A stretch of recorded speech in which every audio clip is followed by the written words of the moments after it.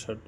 ದೀವಿಕಾ ದೇವಿ ತುಪ್ಪ ಭಾಳ ವಿಶೇಷವಾಗಿ ಏನಪ್ಪ ಅಂದರೆ ನಾನು ತುಪ್ಪಕ್ಕೆ ತುಂಬ ದೂರ. ಹಾಗಾಗಿ ನಾನು ಭಾಳ ಚಿಕ್ಕ ವಯಸ್ಸಿಂದ ನಾನು ತುಪ್ಪದ ಕಮ್ಮಿ.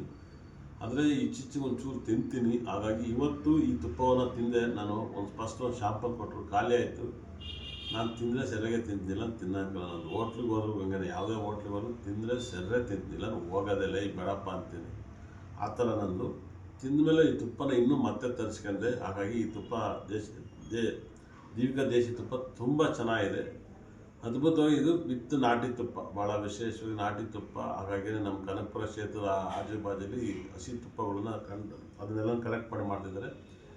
ಈ ತುಪ್ಪ ತಿನ್ನೋಡಿ ಭಾಳ ಎನರ್ಜಿ ಬರುತ್ತೆ, ನಿಮಗೆ ಟಯರ್ಡ್ನೆಸ್ ಎಲ್ಲ ಇರೋಲ್ಲ, ಭಾಳ ಖುಷಿ ಆಗುತ್ತೆ. ಇದೆಲ್ಲ ಏನೇನು ಹಾಕಿರ್ತಾರಲ್ಲ ನನಗೆ ಗೊತ್ತಿಲ್ಲ, ಆಯುರ್ವೇದಿಕ್ ಥರ ಇರುತ್ತೆ 100%. ಭಾಳ ಬ್ಯೂಟಿಫುಲ್ ಆಗಿದೆ.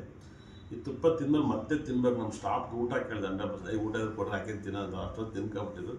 ಮತ್ತು ಊಟಕ್ಕೆ ಹಾಕಿದ್ದು ನಾನು ಊಟ ಮಾಡ್ತೀನಿ. ನಾನು ಈ ತುಪ್ಪನ ಬಳಸ್ತೀನಿ, ನೀವು ಈ ತುಪ್ಪ ಬಳಸಿ. ದೇವರು ನಮ್ಮ ಕಾರ್ಯಕ್ರಮ ನೋಡಿದ್ರೆ ದೇವರು ಸಕಲ ಸಂಪತ್ತು ಐಶ್ವರ್ಯ ಕೊಟ್ಟು ಕಾಪಾಡಲಿ ಅಂತ ಕೈ ಮುಗಿತು. ಒಳ್ಳೆಯದಾಗಲಿ.